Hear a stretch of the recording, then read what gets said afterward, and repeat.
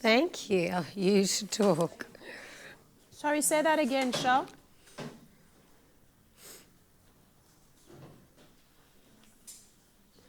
Stand by for 10.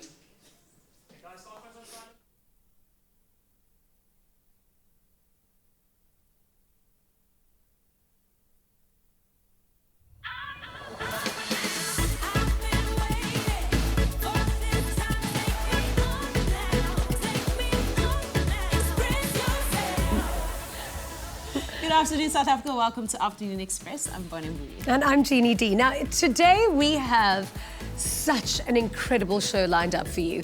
Basically, we are celebrating powerful women. Now, if you had to take the ladies that are going to be in our loft today and task them with changing and fixing the world, I think they'd do a pretty amazing job of it. Like in their sleep, basically. I'm really intimidated today. We're joined by Irene Ockham and Lungi Morrison. They have worked all over the globe and the development of young girls in the entrepreneurial field. Now, if you are a young woman and have a burning desire to succeed as an entrepreneur, these are definitely the woman that you want to listen to today. Absolutely. We also sit down with Dr. Judy Dlamini, who's just released a book called Equal But Different, in which she encourages young women on how to succeed in business. And she's also just completed a doctorate. I mean, it's insane. But yeah, you'll hear all about it. Basically, you know, there's that one saying that we all have the same hours in the day as Beyonce. Well, we've all got the same hours in the day as these incredible women. Now, our first guest today is one of South Africa's most influential businesswomen, philanthropist, and a dear friend of Afternoon Express. We're lucky to get her on our couch today amidst her really busy schedule. In fact, she's just arrived from Europe this morning, and speaking of traveling, she's been all around the globe and doing great work for many years, putting South Africa on the map, especially back in her top billing days. Marco Polo didn't call Sri Lanka the finest island in all the world for nothing. The service here is absolutely impeccable. Watch this. Taxi! It doesn't get better than this. Yeah. Whoa, those are You know, the things that you know you'll never do when you travel, but in front of the camera, the things you will have to do, whether it's eating a snake soup,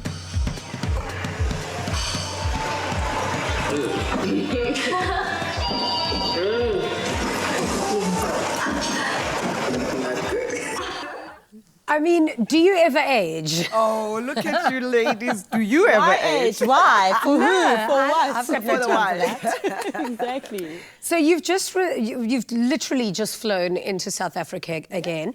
So you were at the Venice Biennale opening up the South African Pavilion. I mean, what an incredible honor. It was just mind-blowing to be able to have the opportunity to, first of all, do the installation and indeed also project manage the SA Pavilion at the 57th Venice Biennale. Oh. And to see how the work of Mohau Modisageng and Candice Braids was received was just so heartwarming. I mean, our pavilion was actually rated among the top 10 in there were, I think, over 85 countries represented there. Yeah. So it was really quite extraordinary to see how South Africa is just shining out there in the world. I've been following the Venice Biennale. It's one of my favorite art, festivals, I suppose, if you can call it that. And I went a few years ago. Actually, it's known as the Olympics of art. Yeah. And it's just extraordinary. Yes. So I think it's so amazing how South Africa is doing so well. Absolutely. Yeah. Now, you and your best friend and sister are gracing the cover of Destiny Mag.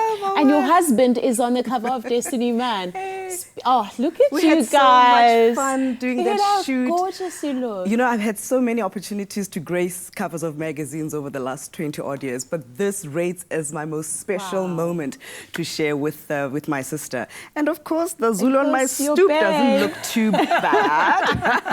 I think you should blow these out, both, and have them as like family portraits. Actually, Kanye did that for us, which was really, very heartwarming at the launch of the magazine, the May issues. Yeah. Yeah. So tell us about building a family legacy. What does that entail? You know, it's important to create generational legacies, not only just for your nuclear family, but for South African children at large. And for me and my husband, we decided that, well, he quit corporate after over 20 years, and he decided to go into an entrepreneurial environment. And I've been an entrepreneur all my life. I mean, I've never really worked for anybody else but myself.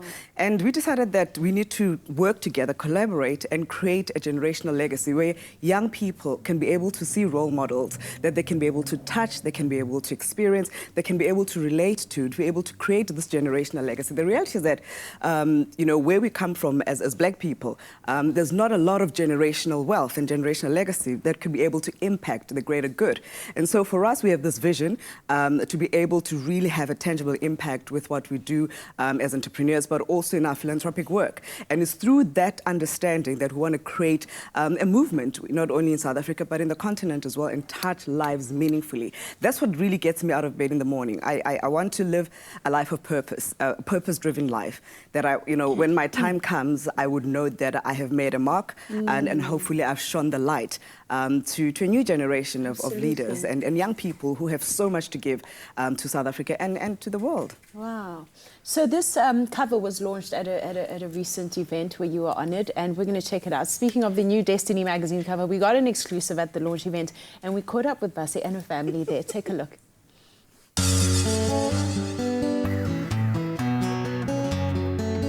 We wanted family members who are doing great things, and of course we didn't have to look very far because Bassie and Johanna are achieving great things on a daily basis. So that was quite natural. But what was interesting was that the Destiny Man team had already decided to have Romeo on the cover.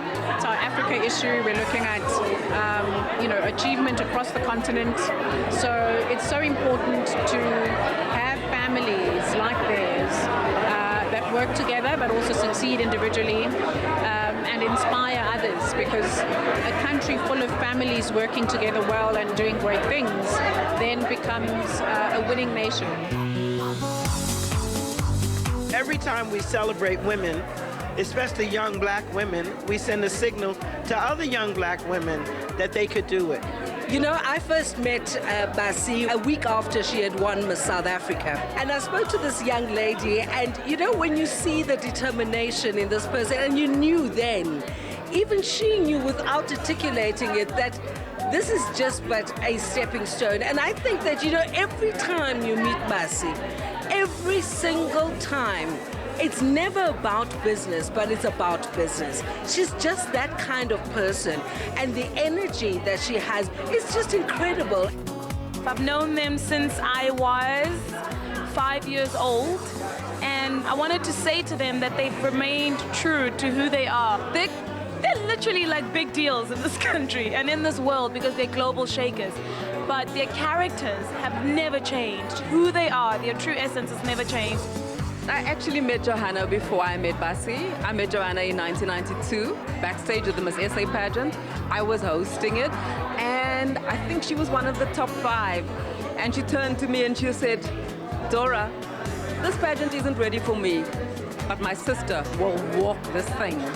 And 2 years later, I was custodian of the Miss SA pageant, and Bassie did. She walked it, she came, she conquered. And I'm just so proud of her evolution over time. She's taken every opportunity that has come her way with her tenacity, with resilience, with humility. I'm absolutely proud of her, and I think that their story is nothing short of inspiring. Every girl looks up to Bassie, you know, and Johanna as well. They've been able to show that the impossible is possible. So I think thank you very much for what they've done, because a lot of what we do right now is because there were people like them who've done it before us, yeah. You know, I think it's important for families who want to create generational legacies to have mutual respect and to have a common understanding of the common vision. There are days when it's not going to be easy, but you know, when you remember why you started the business, it will always bring you back to that compass of saying, even when the going gets tough, we can still forge ahead. Look, it's about values and vision, and a vision for a better society, a vision where we can, you know, make a difference in other people's lives.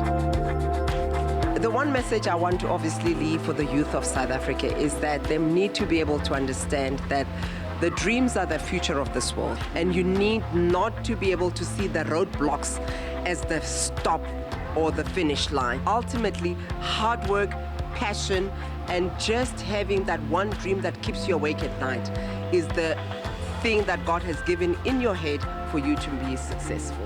When you think about it, God has gifted us with an ability, each and every one of us, and always go to that truth. So what am I good at? What am I gifted at? And in there you will find your truth, and you can be able to stand in the light of your own truth and write your own narrative, and then a new chapter for your family, for your society, and ultimately for this nation and this continent and this world. That was absolutely outstanding. And we've decided red is your color. You have to wear red. But I loved what you said there, like when you believe something and it becomes your own narrative. You know, we speak a lot about changing your inner dialogue for it to be really positive. You've got an incredible family, you've got an incredible empire. Do you ever have off days? Who doesn't have off days, Jeannie? I think when those days visit one, you always have to go back to what you're doing and why you're doing it. Yeah. And I try to surround myself with people who are positive. You're the sum total of the people that you hang around with. And those off days, it's okay to ask for help and not try to be a superwoman. I mean, there's nobody who's going to be giving you a trophy for being super. Do you know what I mean? So it's okay and it's allowed. For being a martyr. But I'm a happy working mom. I can never be a lady of leisure. I mean, I started working when I was 6, selling sweets up and down our street. And I'm very clear about what needs to be done by women in South Africa, by a black girl child, what needs to be achieved. And so there's no time to be slacking and having a pity party. Like you rightly pointed out, I just landed this morning, and you get on with it. You don't complain. You know, so much other women are not in the same positions that you are in, and therefore you need to use it for the greater good. Yeah. Exactly. You know, and just watching that, what really stood out for me is the role that mentorship has played in your journey. The people you mentor, the young women like Nomzamo and Pearl Tusi, you've spoken about the role you've played in influencing them, and then seeing Dr. Tony Luck saying she's your mentor. What role has that played in your journey? Bonnie, I'm a product of mentorship. My primary mentor was my mother. May her soul rest in peace. She was a teacher by profession, and I stand on her shoulders today. I've also been mentored by many phenomenal women. You know, Doreen Morris, who was the owner of Miss SA when I won Miss SA, still a good friend of mine. It was wonderful that you could join us as well. Felicia Mabuza Sattler, I actually just saw her now when I was overseas in Orlando, Florida at a conference. Dr. Tony Luck. And for me, it's important to surround yourself with those who are wiser, who've traveled further than you, and who've experienced perhaps a bit more than you have experienced in your own life. And so for me, I also believe, you know, in paying it forward. You know, passing on the baton. I mean, Nomzamo, I've known Nomzamo since she was 5 years of age. I mean, you know, she's a family friend, raised by, you know, a family friend that Romy and I have, and we've been friends forever in terms of Ntombi and Carlos. So I know Nomzamo when she was a tiny tot. I've mentored Pearl when she was, I think she was 19 when I started mentoring Pearl. And for me, it's important to pay it forward. To whom much is given, much is expected. And therefore, we need to be able to create a movement of women empowering women, women lifting others as they rise, women not kicking down the ladder when they reach the top, and being able to make sure that everybody wins. Absolutely. Also, just watching that, it was so incredible to see so many iconic women that I looked up to growing up and wanted to be like, and how you guys still support each other, and you still are that same network, and it's stronger than ever. How have you maintained that? You know, the sisterhood is so important. Nolene, for example, has been a long-time friend of mine. And so, for me... She's looking so good. She looks amazing, doesn't she? Wow. Yes, I think you guys have the medicine for non-aging. Yeah, the elixir, the fountain of youth. And the sisterhood, I mean, we actually even call each other the sisterhood, where we can be able to cry together, laugh together, celebrate each other's wins. And you know what? I mean, I look back my friends helped me bury my parents. When my dad passed away and my mom passed away, they were there. They were cooking, baking, making sure groceries, we just stood back and were allowed to mourn because of the sisterhood. So, yeah, my girls rock. My girls rock. My girls rock. That's so awesome. Thank you so much. It's so lucky to have that, I think, because I think sometimes now with the younger generation, it's, Bonnie and I discussed the slay generation where there's a lot of competition. How do you encourage that sisterhood with young women today? Jeannie, it's so troubling for me, actually. I'm glad that you raised this point, to see just how much hate the young generation have for each other, the shade they just, throw at each other. And it's very disheartening because the reality is that there's so much opportunities for everybody. You all are gifted in something. Everybody's born with a talent, gifted by God, to come and write your own narrative, to walk your own path, to use your own voice, to fulfill your own unique destiny. And when young women start to do that, I mean, I run a mentorship school, and I really address this issue that, you know what, celebrate one another. Don't pull each other down. The PhD syndrome, only Dr. Judy Dlamini has a PhD, a proper doctorate. But the pull her down syndrome that is really, permeating within the younger generation is very, very worrying. And I want to see young women be able to lift each other up as opposed to, I love the camaraderie that you two have, for example, and you each other, I mean, even in the makeup room, we do. You each other's we are keepers. we need each other. It's important. We need each other. We wouldn't survive without each other. And it's wonderful. We need to see more of that. Yeah, but thank you so much for coming on the show. When I look at your family, I see you guys as the royal family of South Africa. Bless you. It's really, really so inspiring. Thank you so much for coming. I got a lot of love for We you love too, you right? so much. After the break, we sit down with Irene Ockham and Lungi Morrison, who are taking the lead in Africa with regards to empowering young women to become the best that they can be. We'll be right back. Let's go. Yo, Anga. Carlene, where you at? Let's go to the island. Stand together, you and me. We can win this million. We're gonna find treasure by the The Tropica Island of Treasure Seychelles theme song performed by MT, Anga Makubalo and Carlene van Jasveld is available for you for download. It's on iTunes and the Google Play Store. Proceeds from the song will be donated to Chuck. You can also win big when you buy Tropica. Simply follow the entry details on your Tropica bottle and find the T's and C's at tropica.co.za.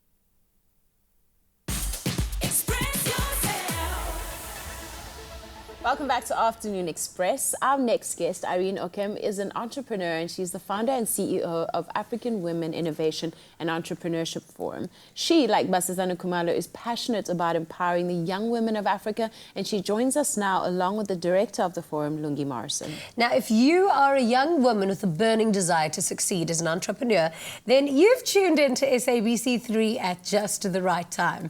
Welcome, ladies. Thank you so much for being on the show. Thank you, Ginny. Thank you for having us. Yeah. Now, firstly, let's discuss AWIF. What exactly does that mean? What does it? Yeah, what is it exactly? Yeah, the African Women Innovation and Entrepreneurship Forum, we call it.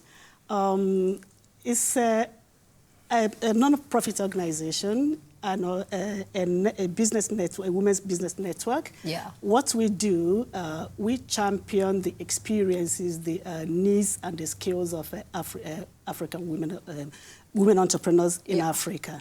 What are the experiences? You know, we try to bring together, identify those highly, successful businesswomen across Africa. Then we try to bring them together with the emerging young ones, the aspiring ones. Yeah. Then we champion their needs. What are the needs of a woman entrepreneur? Sure. You need access to market. Money. You need parity in participation, in economic participation, representation. You need access to finance. You need to have adequate business skills. Yeah. You know, so these are the things that we do. We provide a networking platform for them to connect, to network, exchange ideas, learn. We provide knowledge, we provide resources. Yeah. And then we also try to encourage, intra-Africa trade. Sure, I was going to ask about that because it is Africa Month. Yes. And this forum, I suppose, doesn't just focus on South Africa, but is Africa as a continent. But how is Africa ranking globally in terms of female entrepreneurship? In terms of female entrepreneurship, actually Africa leads the world. We're the leaders in the world. Yes, Africa is leading the world in female entrepreneurship because we have many more female businesses coming up every day. Many more women are entering into entrepreneurship more than in any other part of the world. Wow. The MasterCard just released a study, an index, and they confirmed it, statistics have it. Wow. Uganda actually is the country in the world that leads in female entrepreneurship. Yeah. That is amazing But news. then the problem is that women in Africa, they encounter women across the world encounter peculiar challenges, more constraints, starting, growing, and scaling up their businesses. Then in Africa, it's even more, pronounced. You have women, we have constraints, that are peculiar. Some of them are structural, in some parts of Africa. Like for accessing finance, you get in some African countries where a woman cannot even go to the bank to take up a loan without being accompanied by a husband or a brother. So it's so progressive and it's so far so, behind so at the these, same time. These types of challenges are structural, they are cultural. So in some parts of Africa, women do not own property, they don't have rights to property, they don't have rights to lands. Okay? Where I come from, you don't own land as a woman. So, and these are collaterals that you need to access funding from the bank, for example. So these are peculiar challenges, peculiar constraints. So we try to identify these challenges, and then we work around them. We find innovative solutions. Yeah. So how do you support women? How do you facilitate, access to market, access to economic opportunities, access to finance and skills. Lungi, you're an entrepreneur yourself and you're the director of the forum. How have your experiences and your background as an entrepreneur prepared you for this role? Thank you, Bonnie. It's great to be here with both of you. I believe that it's the net sum of all your experience. You bring that forward into the opportunity that entrepreneurship provides, particularly from the African perspective. I actually essentially come from a philanthropic background, and I've always been in social change and causes that are about developing individuals. And so I think that entrepreneurship is a progression to that. I think, when you want to self-actualize in terms of building your own brand, building your sense of self, entrepreneurship is fundamentally, I think, the most powerful way and tool to dignity, to restoring your own sense of self. I think when you can get up and start a business from nothing or create platforms and forums for other people, I think we each find meaning and dignity in that versus, I suppose, when you're still trying to find yourself and working, you're learning. So yes, it's really been the kind of sum of all the experiences I've had, both in philanthropy, but also in life. And you put those together and you identify forums and platforms like this that are a fantastic opportunity to work with women. So the forum puts on an annual conference. Yes. Tell us about the conference, and it's going to be happening soon in October this year. Yes. Yes, so what does the conference entail? This is the third edition of the conference. The two previous editions were held in Nigeria. So, like I said before, it's a Pan-African thing. So we have to bring it, take it to another region of the continent. And this year we're holding it on the 5th and 6th of October in Cape Town at the Century City Conference Center. So it's a conference and exhibition, and we're also adding an awards element to it with this year's edition. The conference is a platform to discuss, to have a dialogue around issues that surround entrepreneurship, female entrepreneurship.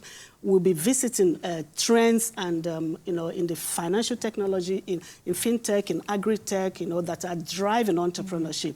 We'll be trying to find out what are the opportunities, how do women tap into these opportunities, what is driving what? In Africa now, there is a powerful drive for entrepreneurship in technology, in the creative industry, in the agri-business, agro-processing, agriculture. So all these areas, there are so many opportunities that women can tap into. But then how can women tap into it, and how can they apply and be part of this? How do they apply to be a part of it? We have an online registration. We are also a membership. This year we launched a membership thing, which is free. So any female entrepreneur living in Africa, operating in Africa, you don't only have to, we also consider people in diaspora, women of African, origin who are now in diaspora and who are contributing in amazing ways, in incredible ways, into the growth of African economy. Sure. So at the conference also, we showcase success stories, because we are about recognizing the role that the African woman is playing in growing the African economy. So we showcase successful female entrepreneurs. We bring them as speakers, and they are an inspiration. They motivate. It's an opportunity for those younger ones, to. Where can people find information on this, Lungi? On our website. On our website. And, www.awif.org. And I think just to also summarize, I think if we're not also communicating about the successes of women, we tend not to. Women just get on with things and tend not to talk about, if you're in a room of women, how many women contribute to GDPs locally, let alone continental Africa's GDP. I know that there have been indicators previously that highlight markets are not really cognizant of just how much women in business and women entrepreneurs contribute to GDP. So I think it's also a conference that will be an opportunity for women and young emerging entrepreneurs to identify and connect with other business women and actually celebrate each other in that context and beyond. Yeah, I think it's so important because so often women don't sit there and they kind of don't rest on their laurels, so to speak. Absolutely. Thank you so much, ladies. Thank you for chatting to us. Thank you very much. Thank you for having us. Yeah. Now, after the break, we chat to Dr. Judy Dlamini, who has just released a book filled with advice for young people of all walks of life on how to succeed in business and in life. We'll be right back. Sea Harvest. New look, same great taste.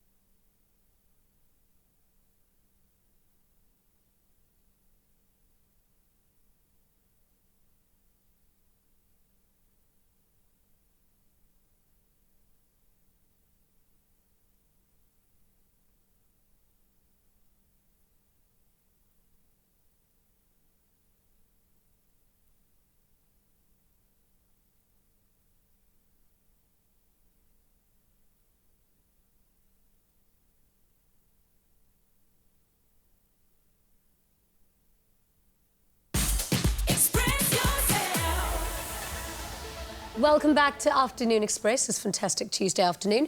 Now, as we continue to celebrate powerful businesswomen, we're joined now by Dr. Judy Dlamini, who qualified as a doctor in 1985. She started as a family practitioner, then moved her way to occupational health for companies, where she developed a keen passion for business.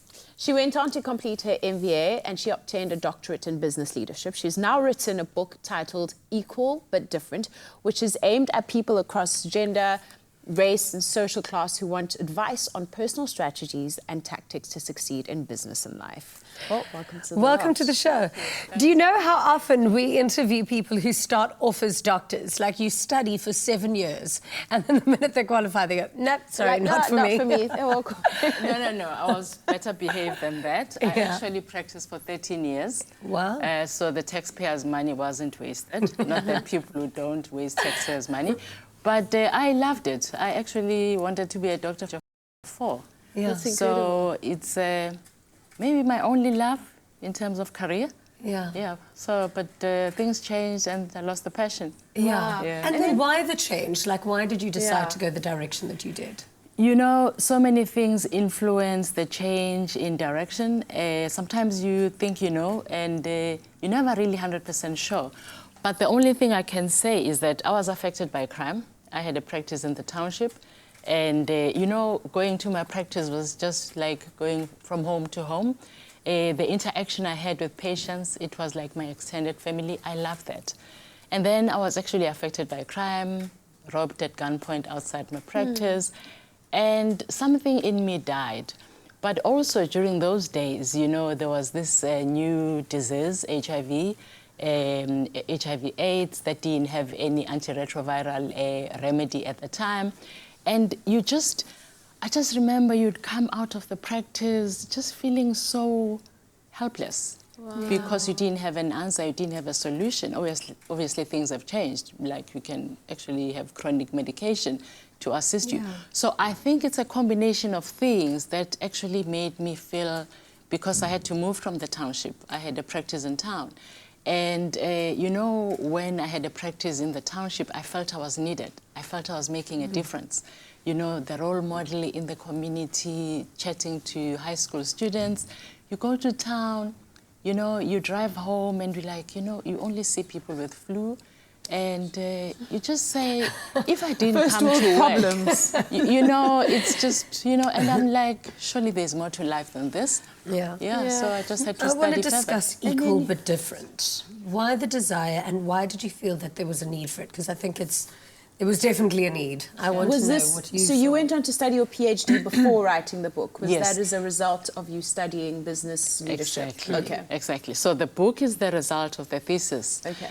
And you know what actually triggered the thought is two things. One, I listened to these women, and when I listened to their stories, their journeys, actually it made me think about my own journey. It actually answered some of the questions that I had that were not answered as to why did I take that decision when I did. So it was such a personal journey to listen to them, and I'm so grateful to them for opening their lives and allowing me to share their lives in the book. That's the first reason. The second reason is that, as Bassie was saying earlier on, you actually have so many young people that actually need mentorship. And there's a limited amount of time that we have because we're all so busy. And I have thought, what a way of actually accessing so many people that you'll never meet, just by putting down the stories, the life journeys, not just of women, because we also have men's stories there. But I'm just hoping that they will read the book and get inspired. Some of the stories in the book will resonate with them. But more importantly, there is so much advice in the book that actually just assists you to chart your own life journey. One of the things that I always say to young people especially is that the first qualification you have, the first career that you choose doesn't define who you are. It doesn't define who you will become. You can change, you know. Wow. You know, it's so I really hope that it will change people's lives. Wow. Yeah. So what was your thesis mainly about? You know, Bonnie, I looked at the intersection of different social identities. It's an area that I like, that the equality space, So I did a lot of research prior to deciding on the topic of my thesis.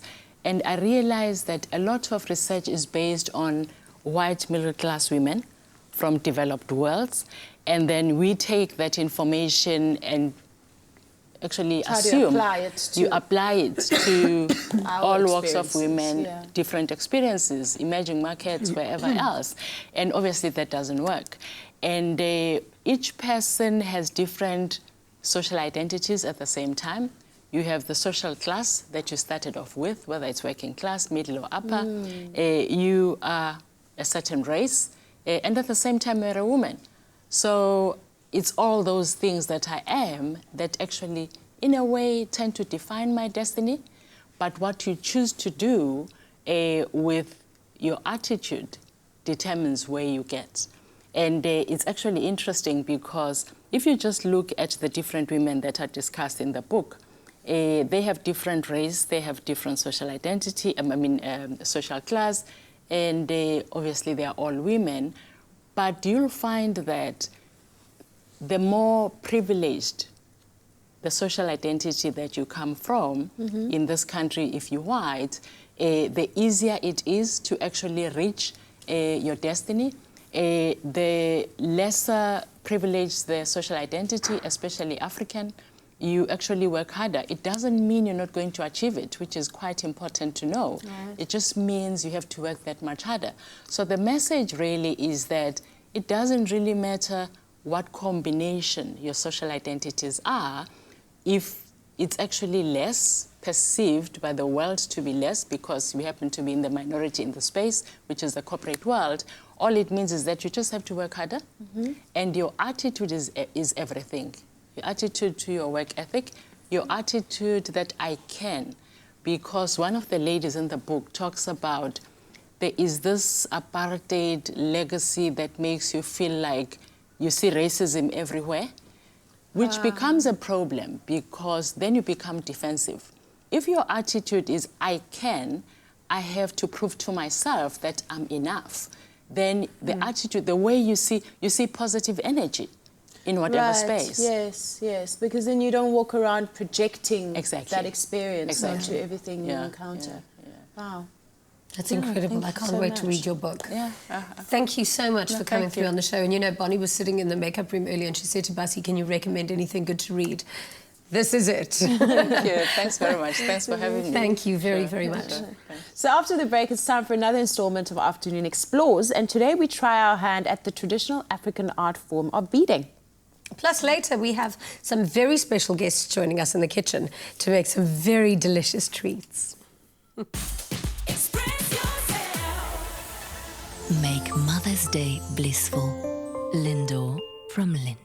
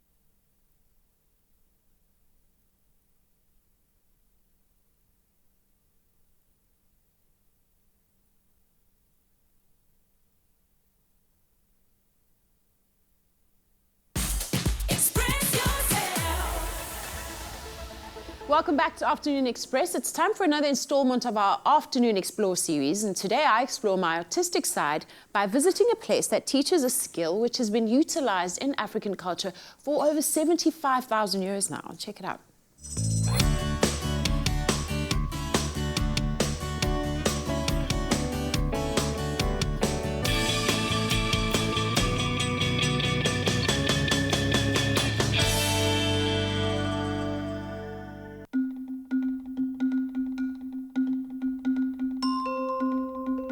Beadwork has always been an intrinsic part of African art and culture, and it's always been my dream to learn how to bead. So today I took a visit to Streetwise, where Jethro Murray is going to teach me. Come with me.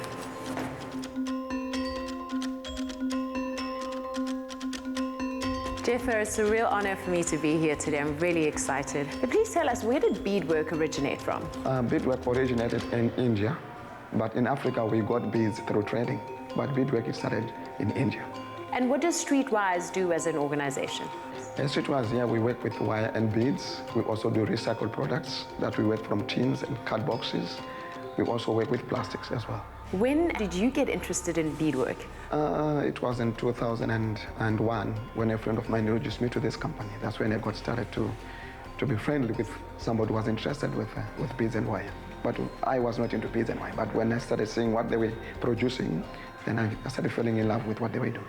Right. So what are you going to teach me today? I've prepared something for you upstairs. That is a 2D product that you'll be able to bead. I think it will be fun for you. Well, I'm very excited.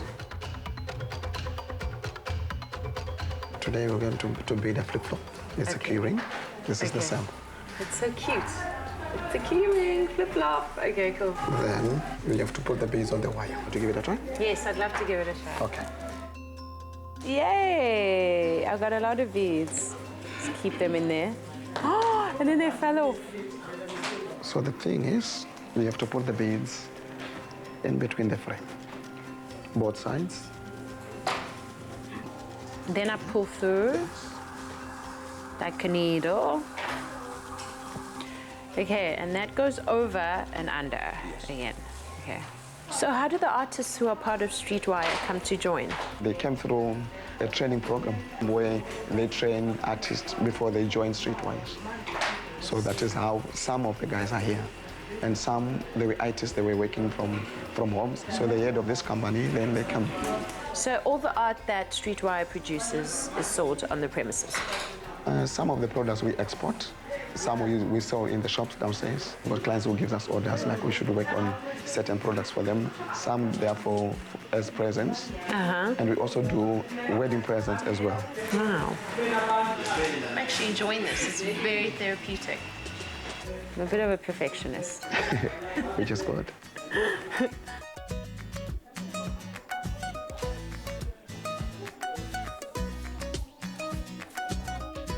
Wow, thank you. There is my first beaded artwork. It's a flip-flop. Okay, thank you, Jethro. Pleasure. Well, what an awesome day it's been. I don't think I'm a bad student, but Jethro is definitely a great teacher. And I came out with something quite cute. Maybe if I carry on, I might end up with something as beautiful as this.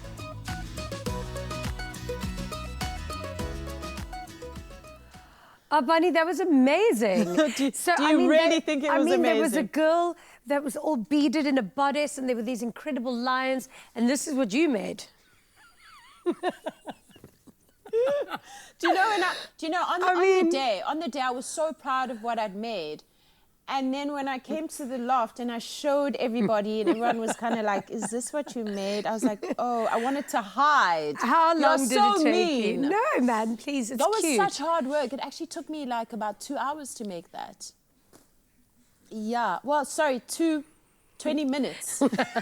Did it really take you 2 hours to make this? No, but look, it just goes to show that beading is quite a skill. It is hard work. Absolutely. This is so cute. You've got to use it as a key ring. Yeah, I'm actually going to carry on this beading thing. There might be a future in it for me. And you heard what Dr. Judy said.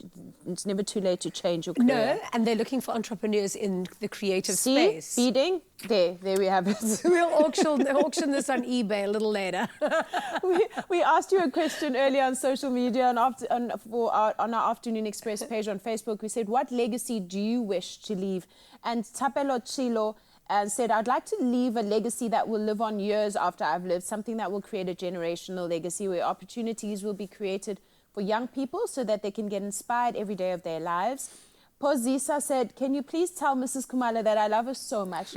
She's such an inspiration to me. May God bless her with all her heart's desires.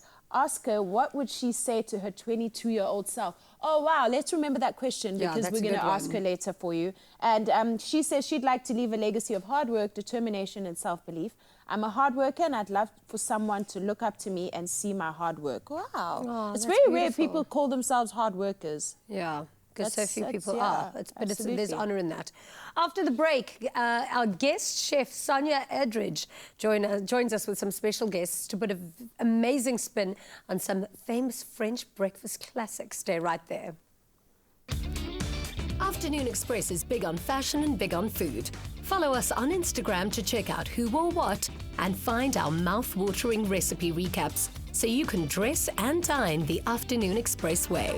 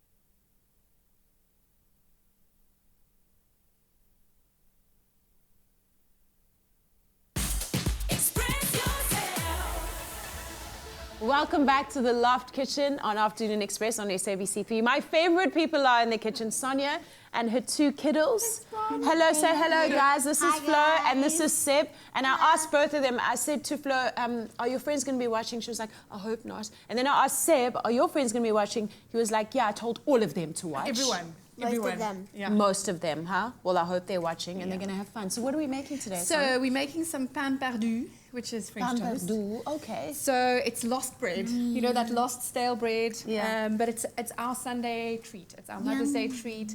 Whenever we, want to have a real, comfort Sunday eating. So we've taken it a level extra. We put some banana in the middle and then served with some crispy bacon. Yummy. It's also a firm favorite in my house, except in my house they call it egg bread. Eggy bread. Can we have egg bread, Mummy? Yeah. Comes in different forms. So, do you guys want to get cracking on the eggs, guys? Yes. And then we're going to beat it up. I'll slice some bread. So I slice mine quite thickly, so you can get a nice pocket in the middle. Okay. Get a nice like that, so we can stuff it with banana. I mean, you can stuff it with blueberries, you can stuff it with strawberries. I just quite like the banana and bacon vibe. And then we serve it with a little bit of syrup. So knock yourselves out. Just crack away, bubs, and then you can... Do you guys always help Mom in the kitchen? No, not always. Sometimes. I'm not a cooking person. Let me see if I can help you with that. Hey, Seb. There we go. There we go. Oh, so those are super fresh eggs. So they are fresh. Look at them. The albumins are sort of quite close, so we can put a little bit of salt in. You can hit it quite hard. There we go. Awesome. Crack it, bubs. Way, awesome. There you go, one more. It's broken. It's broken. And then Frost, you want to start? Let me get some of that egg shell and then get the shell out. So then I'm going to slice some banana. Son, what kind of bread do you prefer using for French toast usually?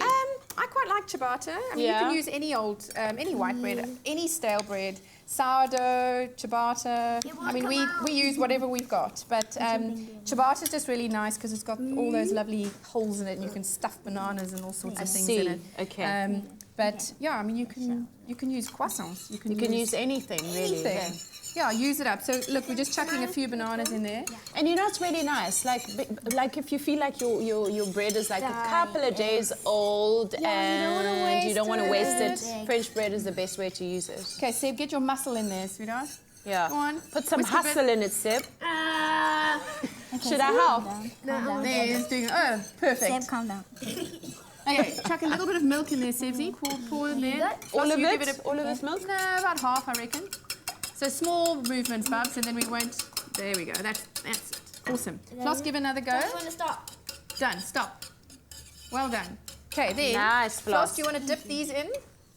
Okay. Each of you take one in, plonk it in there, and make sure it's coated on both sides. Yeah, make sure it's fully covered. So the older the bread, the easier it soaks up all that yumminess. Oh, really? Yeah. I didn't know that. So when it's too fresh, you know, the insides don't.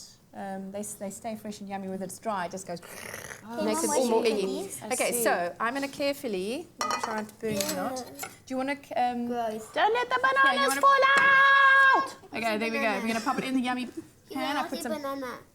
in that pan. Listen to that Nice. yumminess. I can't wait until I try some.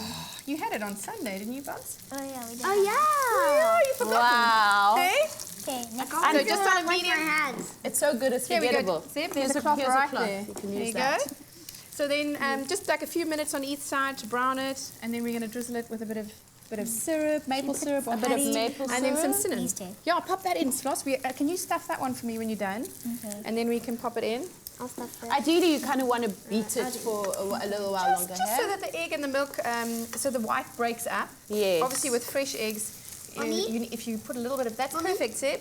Shall I make some space in the pan? Yep. Yeah. Whoa! Check it Grab out. it, grab it, grab it! Wow. Okay, I think that's enough. Okay, perfect. It's like alien Perfect. slime. So you said we can put in blueberries or even strawberries in Strawberries. I mean, pawpaw also works really well. Nutella. Oh, yummy. Banana and Nutella. Right? Oh my goodness, Like absolutely. pancakes. Should we try that one, guys? Yeah. So look, like a few seconds and it's brown on the other side. Okay, Mom, this one.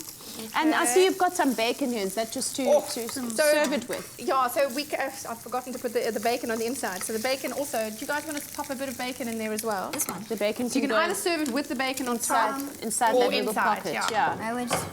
Where are you going, Seb? I'm going in. You're going to come in the middle, okay? Okay. I can't stuff this. Okay, Wow, so that then we looks cool. take that one out. Seb, do you want to give it a... This is pass- so ask Bonnie yummy. to pass you the cinnamon. And you Cinnamon, can okay. sprinkle. There we go. I'll pass it to you. You can go back. Yes, Seb. Okay. Give it a good old sprinkle on there and then a little drizzle of that. Can you do that, dude? Let me help you. Bring it a bit far away from you. Huh? This is so yummy. Mom, there's still one left. Still one left. I'll make space in the pan. I think this is a bit broken. Okay, that's okay. Do you want to give it a... Good in here. This is amazing. That's you're going to have some. drizzle some? Yes. Yes, go for it. Huh? Every day is cheat day on Afternoon Express. Absolutely. Awesome, Seb. And a bit of bacon on top. Yeah. So, Bassie, we promised our viewer we would ask you, what would you say to your 22-year-old self? I would say to my 22-year-old self, dare to dream, believe in the power of your dreams, and work hard, but don't be afraid to fail. Yeah. But also just have fun in the process. Absolutely. I think in my 20s I forgot to have fun. I was focused on building businesses and yeah. So, you know, find a good balance. I had too much fun in my 20s. I'm having too much fun in my 30s. Well, girls, don't stop. In the 40s, it can carry on, girls. It's all right. Don't forget, guys, tomorrow is our cook-along. It's going to be lots of fun. Sugar Smacks is going to be in the Afternoon Express helping us cook along.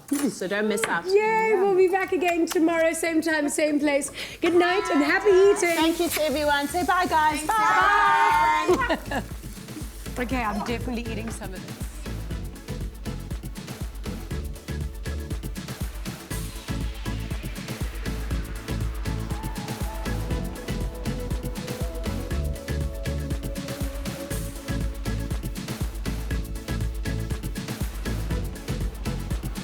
Another feel-good production.